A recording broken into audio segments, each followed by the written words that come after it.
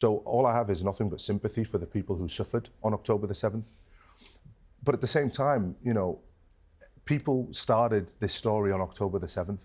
And for me, growing up in poverty, growing up without running water in the house, growing up watching, you know, us have to give up our savings all the time to support family back in Gaza and back, for me, it never started on October the 7th. For me, it started every day when I was being bullied at school. It started when I had to move from city to city because my dad never got a permanent job.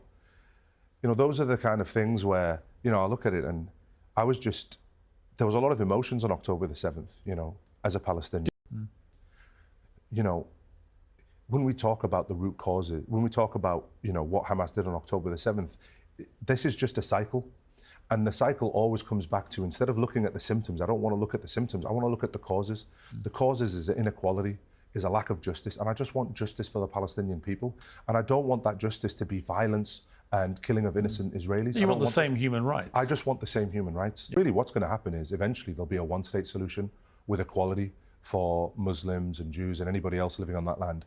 And eventually Palestinians will have the right to return, and they will return back to Palestine. And I feel like, you know, it's kind of ironic, really, because they've avoided so much in giving the Palestinians a state and a home.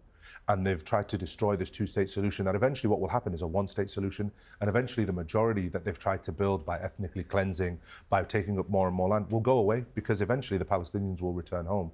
And eventually, given all the Palestinian refugees all around the world, eventually the Palestinians will outnumber the, you know, the Jewish population.